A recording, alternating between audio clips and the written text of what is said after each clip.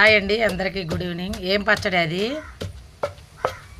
పచ్చిమిరపకాయలు ఏం పచ్చడి చేస్తున్నావు ఇప్పుడు? చుక్కకూర పచ్చడి. పచ్చిమిరపకాయలు ముందు వేపుకొని దంచుతున్నా, తర్వాత టమాటా చుక్కకూర నూనెలో ఉడకబెట్టి వేసి దంచుతాను, తర్వాత ఎల్లుల్లిపాయలు వేసి తీస్తాను. అదండి చుక్కకూర పచ్చడి అండి ఇప్పుడైతే చేసేది. పొద్దున పప్పు చేసాం కదండి, పచ్చడి చేసి చూపిస్తాను కదా. రేపు చేద్దాం అనుకున్నాము, ఇంకా అది ఉండదంట రేపటికి. కొంచెం పప్పులో వేసాము, కొంచెం అయితే పచ్చడికి అయితే తీసి పెట్టాం. పచ్చళ్ళు అయితే ఉన్నాయి, ఇంకా అది పాడైపోద్దని చేస్తున్నామండి. ఇదిగోండి ఎల్లుల్లిపాయలు అయితే ఇప్పుడైతే వేసాము, ఇంకా ఆకు పాడైపోద్దని ఇప్పుడు చేస్తున్నామండి, లేకపోతే రేపు చేసేవాళ్ళం. ఇప్పుడైతే చల్లగా ఇదిగోండి భలే వస్తుంది గాలి.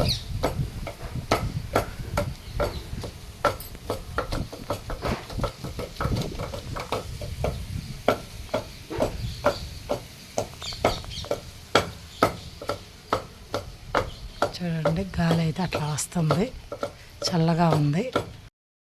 ఇప్పుడైతే నూనెలు అన్నీ వాట్ చేసాం కదండి, చొక్కాకు టమోటాలు అవి అయితే ఇప్పుడు వేసి దంచేస్తున్నాం. ఈ పచ్చిమిర్చి ముద్దలు అయితే పక్కన పెట్టాం.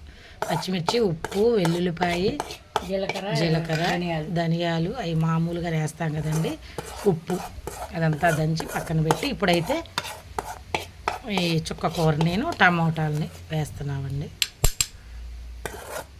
అది దంచేసిన తర్వాత ఇది దాంట్లో కలిపేసి ఇంకా తీసేయటమే.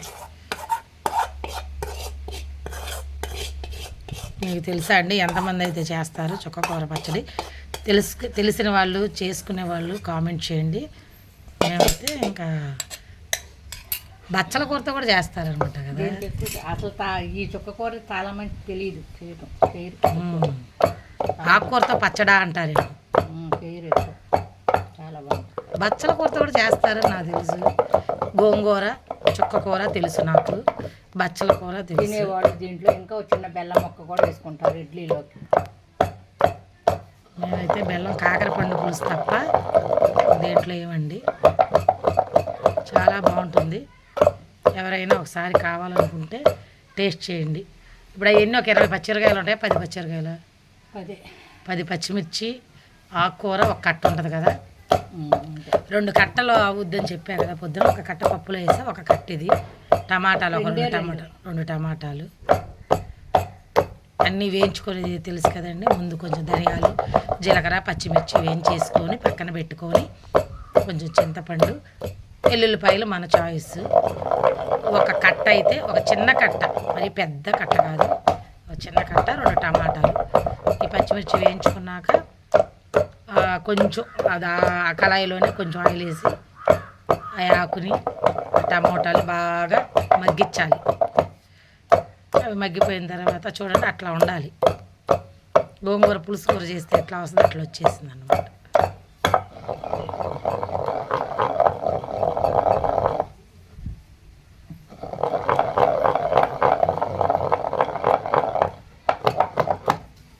అయిపోయిందండి మొత్తం, ఇంకా గిన్నెలోకి తీసేయటమే. అబ్బా అబ్బా అబ్బా భలే గాలి వస్తుందండి. చెట్లు అండి చుట్టూ.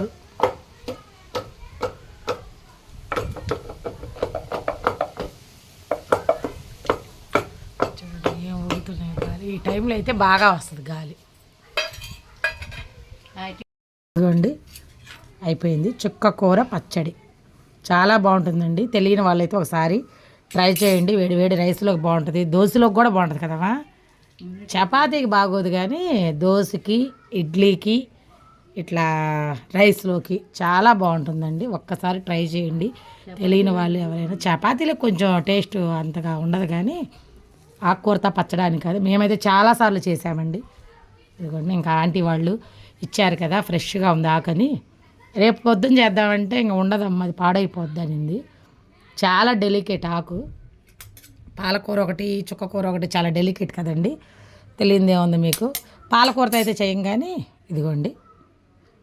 ఓకే ఫ్రెండ్స్, బాయ్ అండి. నా ఛానల్ నచ్చితే సబ్స్క్రైబ్ చేయండి, ఒక లైక్ చేయండి, కామెంట్ చేయండి. ఇప్పుడైతే ఇంక అయిపోయింది కదండి పచ్చడి. చుక్కకూర పచ్చడితో చుక్కకూర పచ్చడితో రోటిలో అన్నం ముద్ద. మీకే అండి ఫస్ట్ ఒక ముద్ద పట్టమ్మాయి